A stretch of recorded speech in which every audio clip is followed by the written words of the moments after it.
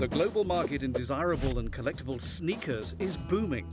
If you walk into a traditional retailer that's selling sneakers, there might be 80 to 100 styles on the wall that you can choose from. Pick one and go home. But that's not really where the demand is. People are looking for whether it's a special color or something that is limited or sought after, or something that they've seen in a music video.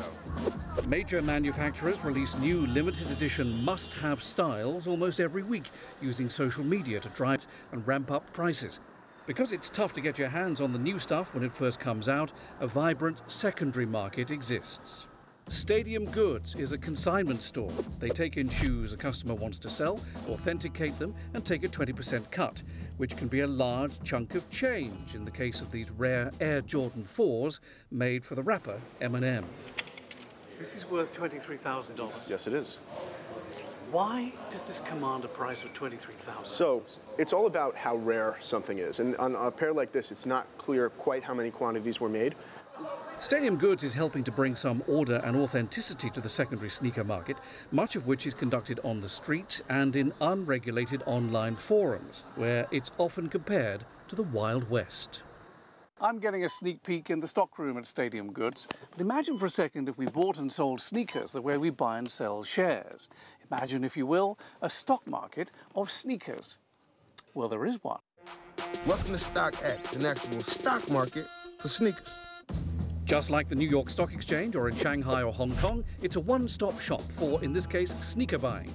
You can even keep track of your gains or losses in the portfolio section. Just like at Stadium Goods, each item is inspected for authenticity by StockX staff before it goes on the exchange. If you go buy a share of Apple stock on the New York Stock Exchange, there's one ticker symbol for Apple stock. There may be 10,000 people trying to sell it. There's probably millions of people trying to sell it, but they're not all listed individually. There's one place, and all bids and all asks come to that one ticker symbol for Apple stock. And in the same way, there's one product page for Jordan 1 Royal on StockX. StockX is branching out into trading not just in sneakers, but also handbags and watches too. Josh calls it a stock market of things. It literally does not exist except in the actual stock market. And by doing that, by having this, you create much more transparent and easy marketplace where you have now a secondary market that functions and feels like a primary market. And what it does is it blurs the line between what is retail and what is resale. And we're left with essentially what is one market. And that's really where all markets should head. These are a pair of Air Jordan 4s, which are one of my favorite Jordans ever made. These are a retro of the military blues from 2004. They are very comfortable. Yeah, the midsole's holding up.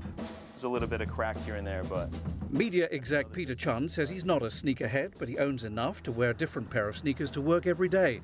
He says China, with its love of all things NBA and Western culture, is likely to be crucial in the future success of both Stadium Goods and StockX.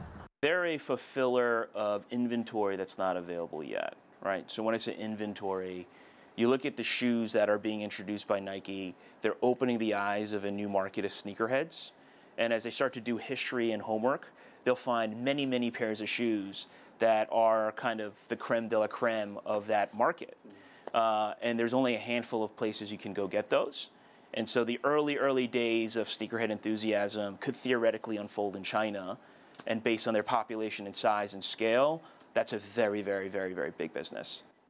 Stadium Goods, in partnership with Alibaba and StockX, the exchange of things, are hoping Chinese customers will kick much of that business their way. John Terrett, CGTN, New York.